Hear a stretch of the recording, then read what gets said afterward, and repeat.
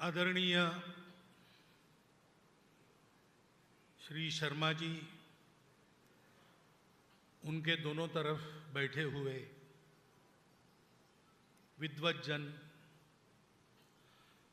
श्रोताओं में उपस्थित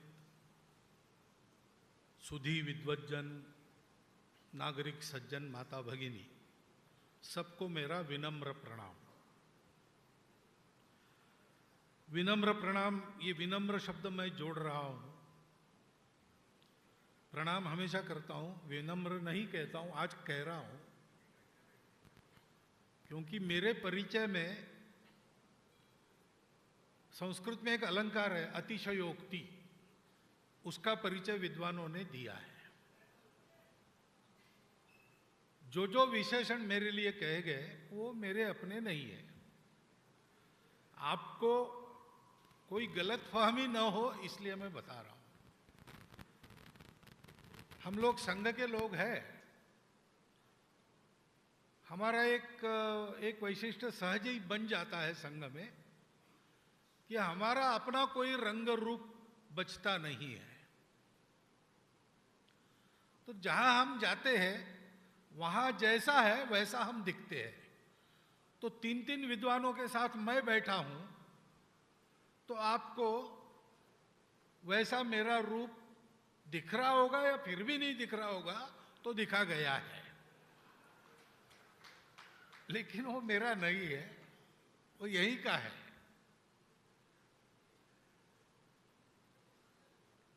ये काव्य, महाकाव्य, इसके बारे में तीन विद्वानों की संस्तुति आपने सुनी है। वो ऐसे ग्रंथों को पढ़ना, समझना और उसके बारे में कुछ बोलना, इसके अधिकारी लोग हैं। एक सामान्य व्यक्ति के नाते पढ़ने का थोड़ा बहुत पढ़ा मैंने, पूरा अभी पढ़ा नहीं। पूरा पढ़ने में समय लगेगा, क्योंकि ये ग्रंथ ऐसा नहीं है कि दोपहर के समय भोजन के बाद हाथ में लिया और चाय तक पढ़ डाला।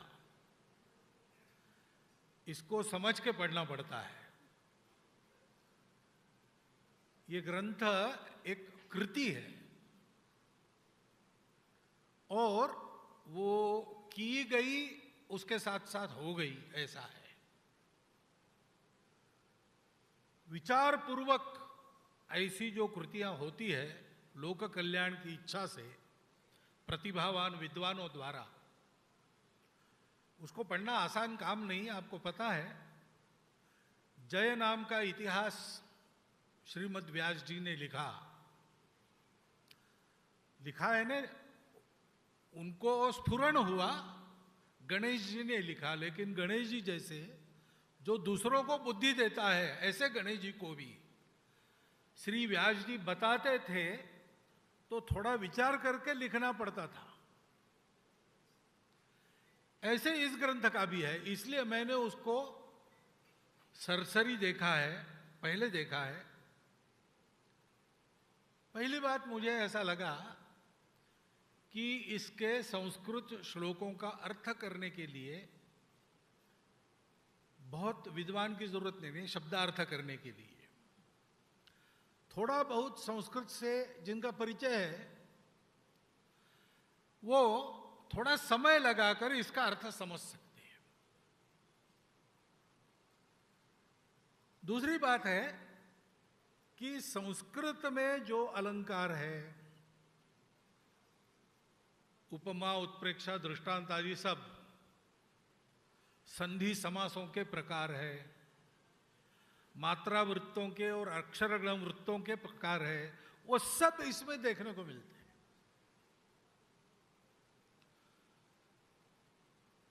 तो पहली बात एकदम ध्यान में आती है कि कुछ अपने यहां ऐसे संस्कृत साहित्य के प्रकार है, जैसे रामरक्षा स्तोत्र है या श्रीमद् भगवद गीता है। ये ग्रंथ तो अपनी उनकी योग्यता है, आध्यात्मिक महत्ता है, परंतु संस्कृत भाषा की दृष्टि से अगर आपको सीखना है तो इनका बहुत उपयोग है।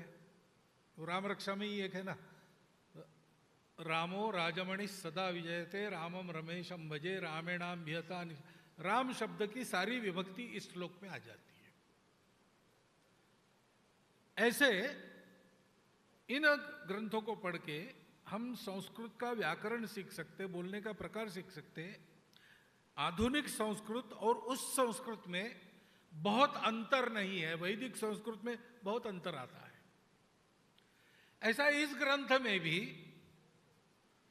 संस्कृत भाषा की दृष्टि से इस ग्रंथ का पठन अगर हम समय देकर करें तो इस ग्रंथ के पठन मात्र से संस्कृत में हमारी गति अधिक हो सकती है। दूसरी बात है कि यह एक भक्ति ग्रंथ है। इस ग्रंथ के पठन पाठन से अंतःकरण में भारत भक्ति का उदय होता है, और भारत भक्ति का उदय भारतीयों के अंतःकरण में होना ये विश्वहित के दृष्टि से आज की नितांत आवश्यकता है। हमारी दृष्टि से नहीं, केवल वास्तविकता को देखेंगे तो अनेक महापुरुषों का ये अनुभूत सत्य है। हमारी भारत माता,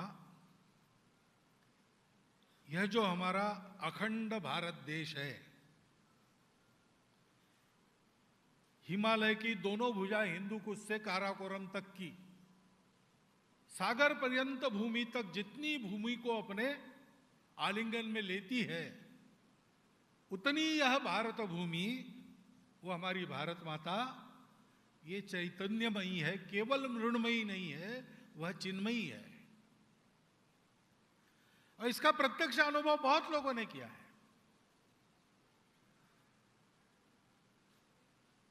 करके बताया है, उन्होंने बताया है जिनका ऐसी बातें बताने का अधिकार था। लेकिन भारत माता के लिए प्रामाणिकता से, निस्वार्थ बुद्धि से, तन मन धन पूर्वक काम करने वाले सभी, सामान्य लेकर तो महत्व प्राप्त लोगों तक, कीर्ति की दृष्टि से नहीं, योग्यता की दृष्टि से महत्व प्राप्त लोगों तक, सबको इसका अनुभव होता है। यह अनुभूति है। इसके कण कण में साक्षात जगत जननी का वास है। और विश्व को आवश्यकता है भारत के जगने की। जिन समस्याओं से विश्व जूझ रहा है, 2000 वर्षों से जूझ रहा है, 2000 वर्षों से उसने इन सारी समस्याओं को पाट कर संपूर्ण मानव जाति सुख शांति युक्त हो, निरामय हो, उसके सारे विघ्न आपत्ति संकट दूर हो, इसके तरह तरह के प्रयास कर लिए।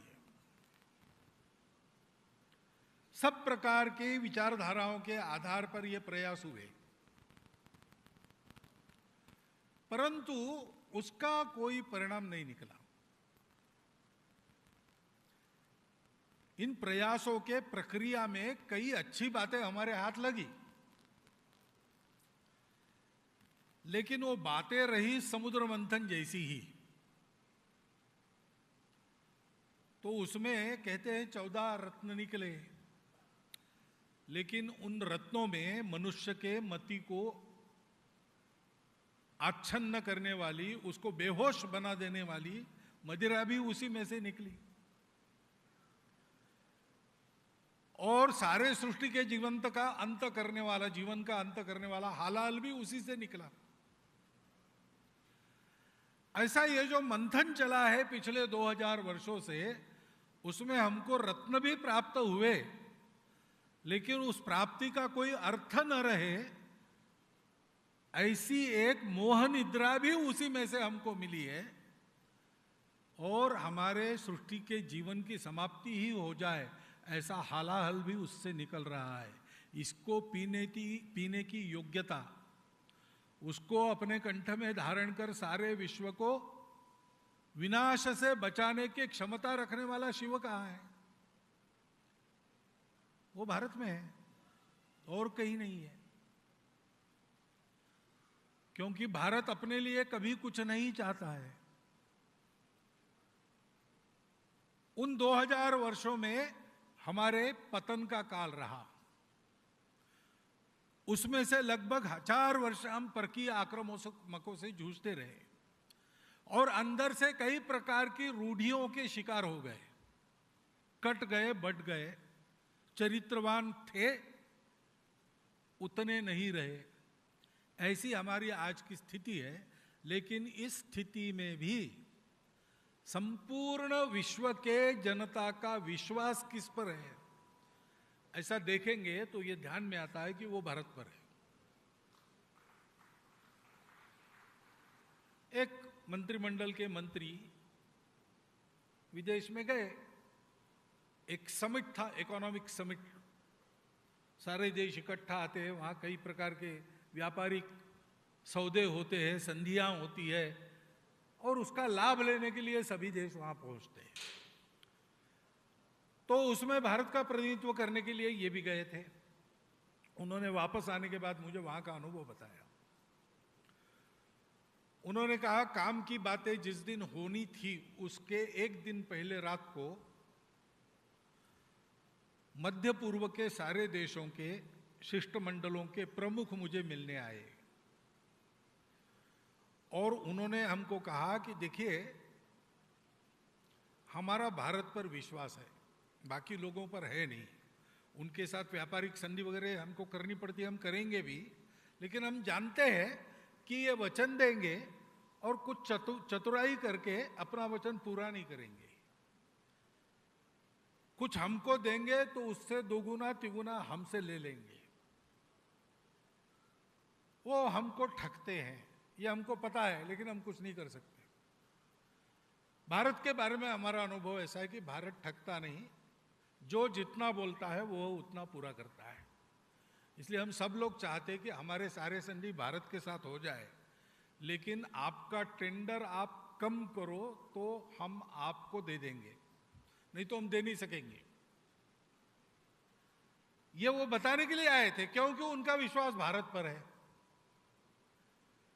ये भारत की महत्ता क्यों है? उसके कारण उसकी शिवता है, उसके बारे में विश्वास है, उसकी अपनी आत्मीयता विश्व के प्रति है और उसके चलते आज भी दुनिया देख रही है कि इस संकट से अब तारणहार कौन है। हमने सब पुरुषार्थ करके देख लिया, हमसे नहीं होता, किससे हुआ था? तो पुराण काल की ये कथा है शिवजी का हलाल प्राशन, लेकिन तब से लेकर अब तक की हमारी परंपरा में बार बार हमने उस हलाल को प्राशन किया है और हम अमर बन गए हैं। अमृत पीकर दुनिया मरती, लो अमर हुआ मैं विष पीकर, ऐसा हमारा इतिहास है। इन शिवजी की महत्ता क्या है? इन शिवजी में जो शक्ति है वो जगत जननी दुर्गा है, चित स्वरूपिणी, जिसका हमारे लिए पार्थिव रूप मृण्मय रूप भारतांबा है। उस शक्ति के इकार को अगर शिव से हटा देंगे तो शिव का शव ही रह जाएगा, और क्या रहेगा? उस शक्ति की आराधना करनी है। सुब्रमण्यम भारती कवि हो गए तमिलनाडु में, बड़े देशभक्त। अंग्रेजों के काल में स्वतंत्रता संग्राम में उनका योगदान हमेशा रहता था।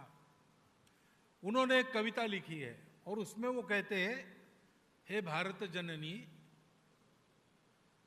तुम सारे विश्व की धारणा करती हो, पालन करती हो। हम तुम्हारी संतान मोह निद्रा में ग्रस्त, तुम्हारे लिए कुछ करने के सामर्थ्य को खोकर यहां तुम्हारी गोद में खेल रहे हैं, और इसलिए हम तुम्हारा दर्शन करते तो हीन दीन परतंत्रता की जंजीरों में जकड़ी तुम हमको दिखती हो, हम जानते हैं कि तुम ऐसी नहीं हो, ये तुम्हारा नाटक है। कृपया हमारी इस दुर्बलता तो तुम दूर करो और इस नाटक में तुम हमारी मां हो, तुमको सब वैभवों से मंडित कर सके, हम इस नाटक को अच्छी तरह खेल सके, ऐसा सामर्थ्य हमको दो। यानी इस भारत माता के उद्धार का सामर्थ्य हमको देने वाली कौन है? वही है। ये तो कृपा पूर्वक वो हम लोगों के साथ ऐसे खेल रचती है और हमारी परीक्षा लेती है। हम अगर उसकी परीक्षा में पार होने लायक बन जाए तो विश्व गुरु सामर्थ्य संपन्न अखंड सर्व वैभव संपन्न भारत का निर्माण उस भारत जननी की कृपा से ही हमारे हाथ से होगा, ये पक्की बात है। और वो होने की आवश्यकता है विश्व के लिए। और इसलिए उस भारत भक्ति के जगने की आवश्यकता है। भारत भक्ति से कूट कूट भरा हुआ भारत के संपूर्ण गुण वैभव का वर्णन जिसमें है, ऐसा अर्वाचीन समय में मैंने पढ़ा हुआ ये पहला महाकाव्य है। योग्यता तो इसकी ये है कि भारत भक्ति के संस्कारों की दृष्टि से और संस्कृत भाषा के अध्ययन के दृष्टि से अपने देश के विद्यापीठों में इसको पाठ्य पुस्तक करके रखा जाना चाहिए।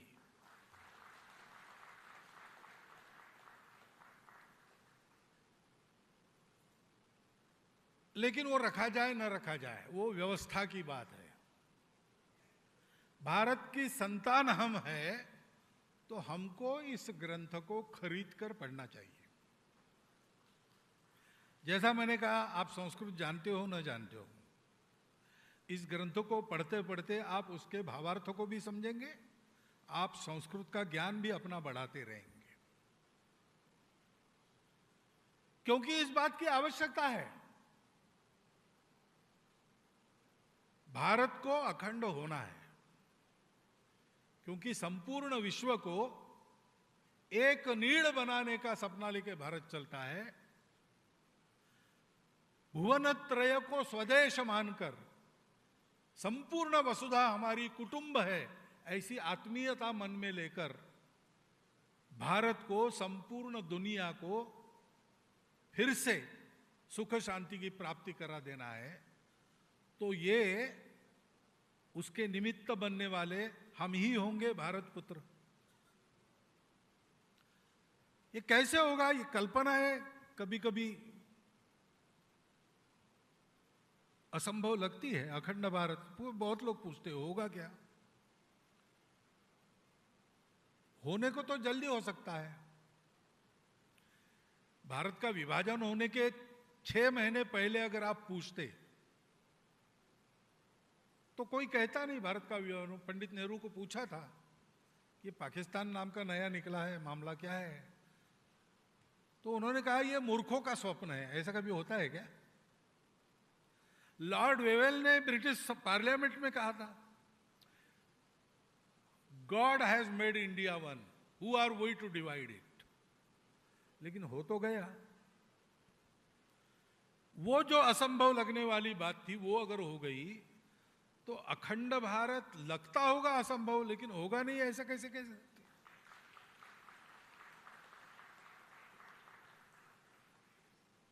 क्योंकि उसके होने की आवश्यकता है। खंडित भारत को जितनी आवश्यकता है उससे बहुत अधिक आवश्यकता उस खंडित भारत के जो बिखर गए टुकड़े और आज अपने आप को भारत नहीं कहते उनको है। क्योंकि आप देखिए कि जब से वो भारत नाम से अलग हो गए तब से अभी मैं यहां बोल रहा हूं इस क्षण तक का उनका इतिहास क्या है, घटनाक्रम क्या है? गांधार का अफगानिस्तान बन गया, जिस दिन बन गया होगा उस दिन से अब तक अफगानिस्तान में सुख शांति है क्या? पाकिस्तान बना उस दिन से अब तक पाकिस्तान में सुख शांति है क्या? अखंड भारत के जो भूभाग आज भारत नहीं कहलाते, उनमें दुख ही दुख है। सब करके देख लिया, उपाय नहीं मिलता, क्योंकि उपाय तो एक ही है। जहां से उनकी प्राण की ऊर्जा है उसके साथ वो जुड़ जाए तो उनकी सारी समस्याओं का हल हो जाएगा। कोई ये साम्राज्यवाद वगैरह की बात नहीं है। हम उनको जोड़ना चाहते हैं, हम उनको दबाना नहीं चाहते। जब हम अखंड भारत की बात करते हैं तो हमारा मतलब किसी सत्ता से नहीं होता, हमारा मतलब होता है हमारे जोड़ने वाली प्राण शक्ति से, और वो प्राण शक्ति है धर्म, जो सनातन है, जो मानव धर्म है, संपूर्ण विश्व का धर्म है। उसी को ही आज हिंदू धर्म कहते हैं। अगर आपको मेरे कहने पर विश्वास नहीं करना है तो ऑक्सफोर्ड डिक्शनरी का अद्यतन एडिशन निकालिए। उन्होंने उसमें धर्म शब्द की, उन्होंने जो पहली व्याख्या लिखी थी उसको बदल के नई सुधारित व्याख्या की है धर्म। और वो कहते हैं कि ये एक भारतीय शब्द है। इसका अर्थ ये होता है कि वो एक वैश्विक नियम है। वैश्विक है यानी सबका है, हमने बनाया नहीं, किसी ने, वो है, इसलिए वो सनातन है। उसका आदि नहीं, उसका अंत भी नहीं, क्योंकि विश्व उस नियम पर चलता है। उसका अंत होना है तो विश्व को पहले अंत होना पड़ेगा। वो धर्म हमारा प्राण है, वो सबकी धारणा करता है। वो धर्म एक सत्य पर आधारित है, सर्वम खल्विदम ब्रह्म। ब्रह्म क्या है, उसके दर्शन अलग अलग हो सकते हैं, आस्तिक भी हो सकते हैं, नास्तिक भी हो सकते हैं, लेकिन एक बात पर सब एक मत है कि ये सारी जो विविध सृष्टि दिख रही, अलग अलग दिख रही और अलग अलग प्रकारों की दिख रही, परस्पर विरोध भी इसमें दिखता है, लेकिन है ये एक ही सत्य का आविष्कार है विविध रूपों में। और इसलिए दिखने वाला कुछ भी कैसा भी हो, सब अपना है, सब एक ही है। अपनत्व के आधार पर सारे व्यवहार करो, संबंधों के आधार पर सारे व्यवहार करो, स्वार्थ को छोड़ दो, भेद को छोड़ दो। ये भारत का प्राण है। उसके साथ जुड़ जाएंगे तो आप दिखते कैसे हैं, पूजा किसकी करते हैं, खाते पीते क्या है, कहां रहते, किसी बात का कोई मतलब नहीं। ये सब होने के बाद भी आप अपने हैं, इसलिए अपनों का जो कुछ है वो कौतुकास्पद ही होता है। जीवन में अपनत्व की प्रवृत्ति ऐसी रहती है ना। माँ बाप पड़ोसी के बच्चे ने कुछ गड़बड़ की तो कहते कि वो ऐसा ही है, वो खुरापाती बच्चा ही है, और अपने बच्चे ने कुछ किया तो कहते कि वो बड़ा कल्पक है। विभिन्न प्रकार से सोचते रहता है। क्यों? वो अपना है इसलिए। लेकिन कभी कभी ये भी होता है कि जो अपना है उसकी कीमत नहीं रहती।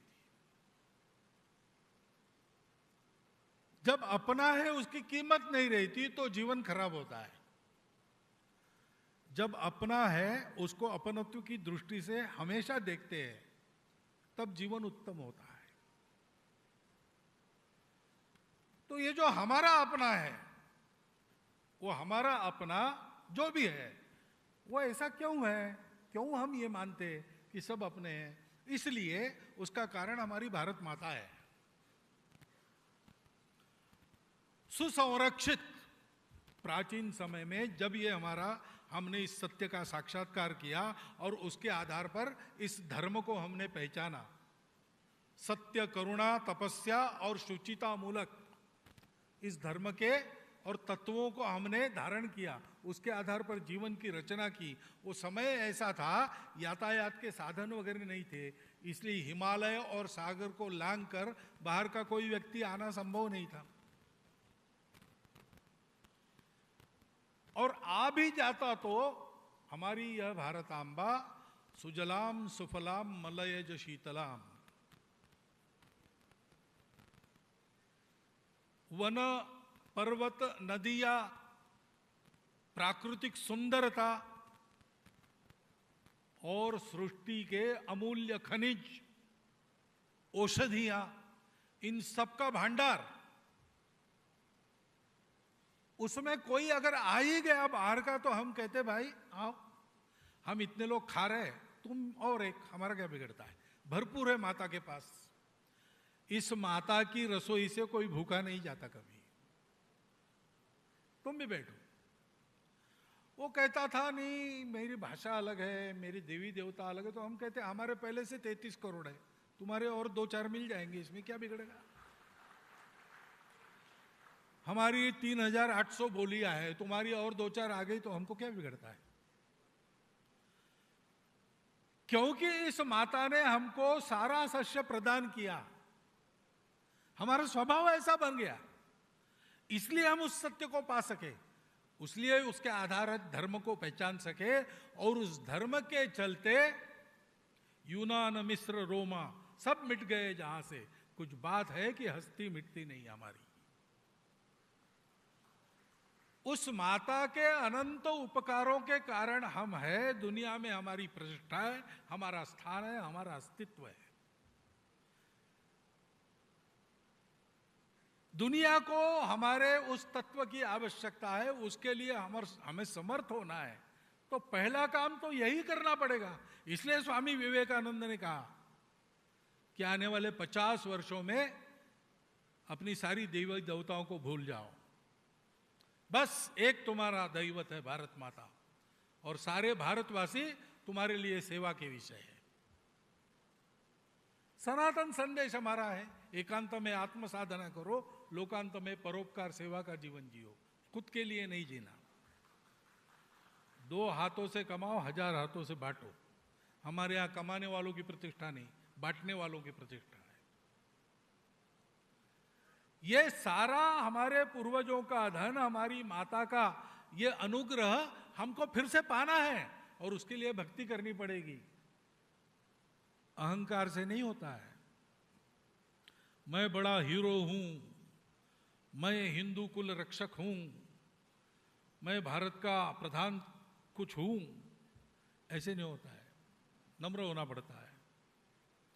हमारे प्रधानमंत्री भी जब अपने को प्रधान सेवक करते हैं, कहते हैं, तो तनकर नहीं कहते। हमारी लोकसभा के पायदान पर मत्था टेकते, विनम्र होते, फिर कहते। उस विनम्रता भक्ति के कारण तो अनुग्रह मिलता है।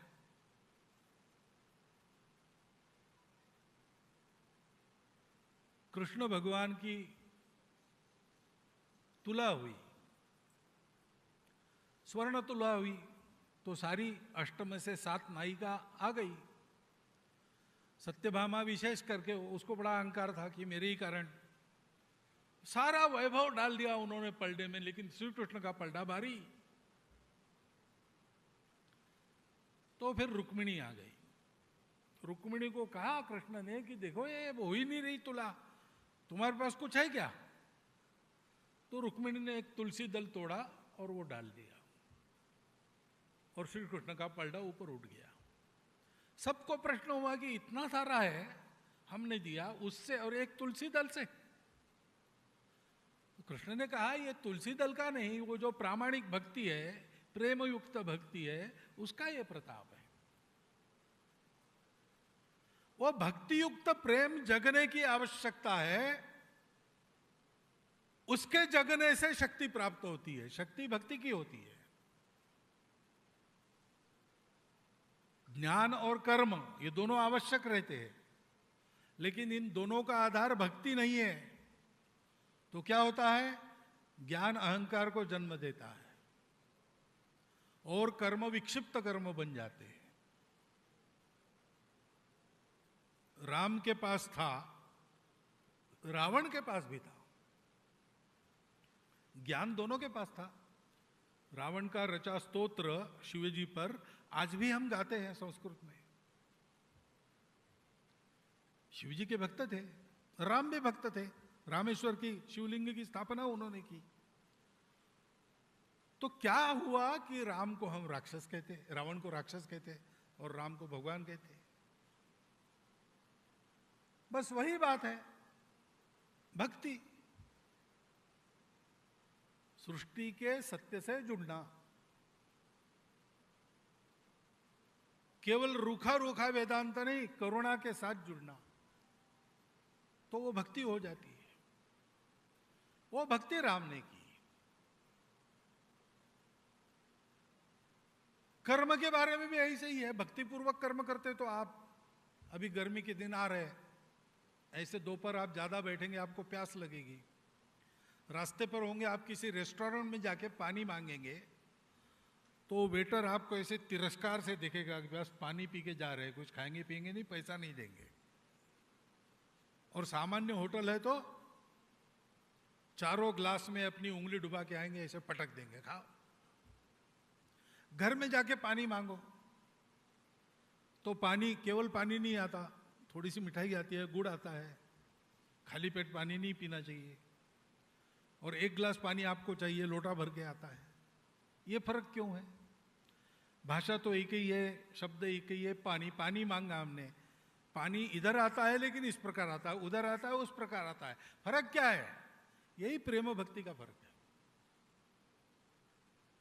उस प्रेम भक्ति के साथ असुर वंश निकितनी माता का आवाहन करने से शक्ति प्रकट होती है।